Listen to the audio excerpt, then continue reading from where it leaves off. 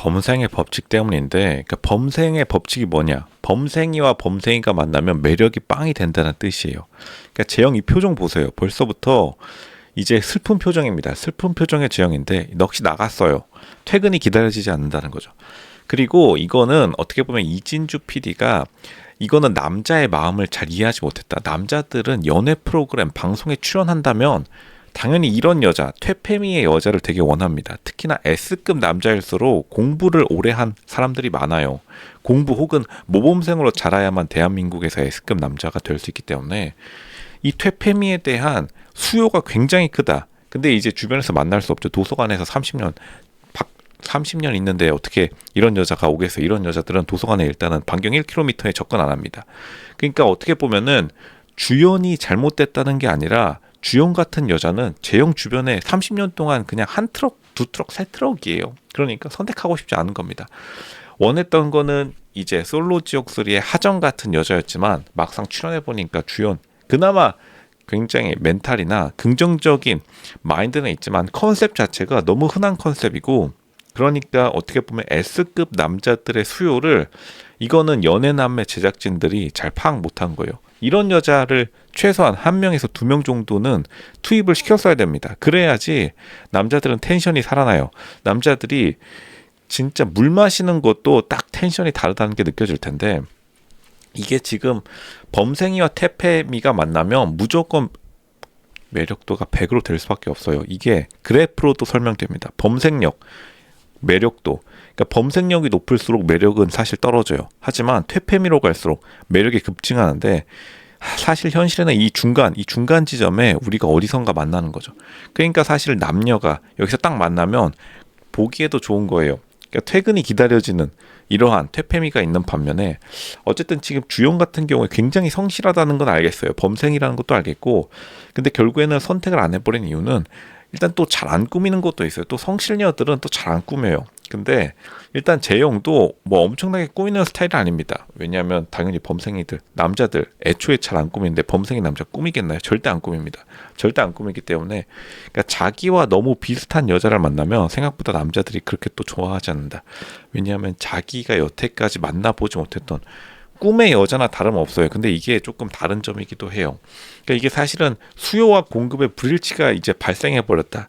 그러니까 이게 정말로 지금 연애남매의 가장 큰 문제기도 한데, 슬슬 사람들이 선택 안 하고 있는 것도 있고, 그나마 초아랑 용우의 관계가 나름대로 견고하게 유지되니까 프로그램 자체는 굴러가는데, 사실은 다른 남자 출연자들은 굉장히 지금 마음속에 응어리가 졌을 확률이 높고, 재영같이 굉장히 외모도 괜찮고 직업도 회계사인 이러한 S급 남자 같은 경우에 연애 프로그램 방송에 출연한 이득을 자기가 못 느끼고 있다는 거죠. 그러니까 그냥 야근해 버리는 거야. 그냥 퇴근해도 어차피 똑같은, 퇴근 하나 회사에 있으나, 회사에 이런 여자들, 성실한 여자들 되게 많습니다. 회사에 회계 회사들, 굉장히 밥만 먹고 공부, 광만 먹고 일하는 여자들은 이미 회사에서 널렸다. 나 그냥 집에 안 들어갈래.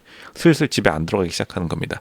이제 많은 대한민국 가정들의 현실이기도 한데, 그만큼 어떻게 보면 우리가 원했던 거를 조금 제공했었어야 됐다. 특히나 방송국 제작진들이라고 하면. 근데 이제 이런 여자들도 굉장히 수요가 있고 많이 출연하고 싶어 했을 텐데, 일부러 조금 쳐낸 것은, 이거는 연애남매, 이거는 사실 환승연애에서도 많이 지적됐던 문제인데, 사실은 남자에 비해서 여자들에 대한 이해도가 낮은 경우가 많아요.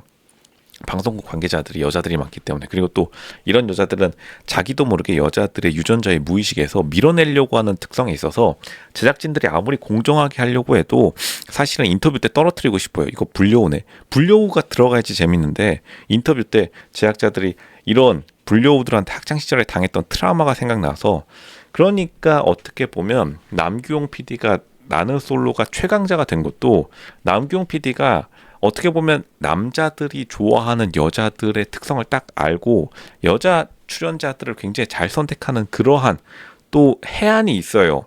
남규용 PD 나는 솔로 같은 경우에.